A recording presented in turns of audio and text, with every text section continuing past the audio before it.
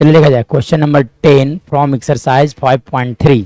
देखो क्या दिया गया है, so that A1 A2 comma dot dot dot AN dot dot dot form an AP where AN is defined as, मतलब इस AP का AN टर्म के लिए समझो कि एक रिलेशन दिया गया है। AN का वैल्यू लिखा गया है 3 + 4n। तब सबसे पहली बात ये तो प्रूव करना है कि AP बनेगा, A1 A2 ये सब AP बनेगा। तो सबसे पहली बात आप क्या फाइंड आउट कर लो, A1। तो देखो इस n के जगह क्या आ गया 1, सो A1 का वैल्यू लिखा जा सकता है 3 + 4 × 1, मतलब A1 का वैल्यू लिख दोगे आप 3 + 4, यानी कि A1 का वैल्यू आ गया दैट इज इक्वल टू 7। चलो ये हो गया A1 का वैल्यू। चलो आप यहाँ से कैलकुलेट कर लो A2। तो A2 कैसे निकालोगे, तो A2 मतलब कि 3 + 4 × 2, मतलब यहाँ से लिख सकते हो आप 3 + 8, मतलब इस AP का second term that is equal to 11। So अब फाइंड आउट कर लो A3 मतलब 3 + 4 × 3, मतलब 3 + 12, दैट मीन्स A3 का वैल्यू होगा 15।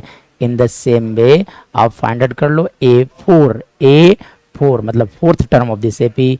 तो देखो क्या लिखे जा सकते हैं, 3 + 4 × 4, मतलब 3 + 16, मतलब यहाँ से A4 का वैल्यू आ गया दैट इज इक्वल टू 19। चलो अब आप एक काम करो कि A2 - A1 देखो, तो A2 - A1 मतलब 11 - 7 which is equal to how much 4, है ना। In the same way A3 - A2 calculate कर लो, तो A3 हो गया 15 - 11 विच इज अगेन 4।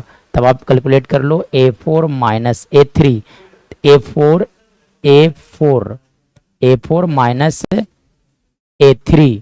चलिए तो A4 कितने थे, 19 - 15 विच इज इक्वल टू 4, मतलब यहाँ से देखा जा सकता है कि, है ना, कहा जा सकता है कि A2 - A1 is equal to A3 - A2 is equal to A4 - A3 is equal to how much 4। So this is an AP।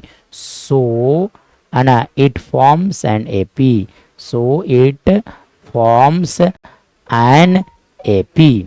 चलिए इसके बाद क्या बोला गया था कि अगर AP है तो बोला गया था also find the sum of first 15 term in each case, मतलब सम ऑफ फर्स्ट 15 टर्म्स के बारे में बात किया गया था।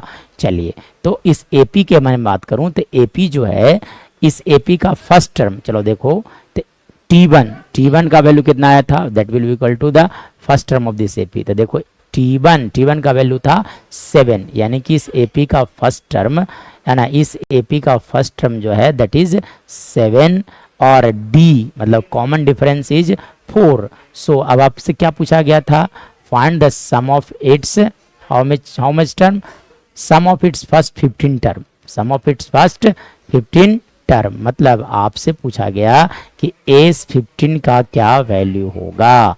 सो, है ना, तो सबसे बात SN, तो SN का वैल्यू क्या लिखा जाता है, लिखा जाता है n/2 × 2a plus n - 1 × D, मतलब S15 इजकल टू आप लिख सकते हो 15/2 × 2a, मतलब 2 × 7 प्लस 15 - 1 × D, और D का वैल्यू हो गया 4, मतलब 15/2 × लिख दो आप यहाँ से 14 प्लस, देखो यहाँ से अगर मैं बात करूँ तो 15 - 1 विच इज इक्वल टू 14 × 4।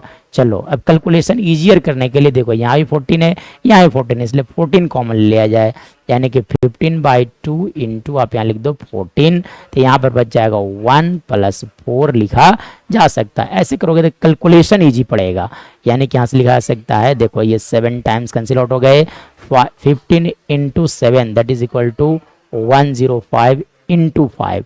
चलो अब जब मल्टीप्लाई करोगे तो S15 का वैल्यू लिखा जा सकता है 525। सो, है ना, इस AP का 15 टर्म का सम होगा 525।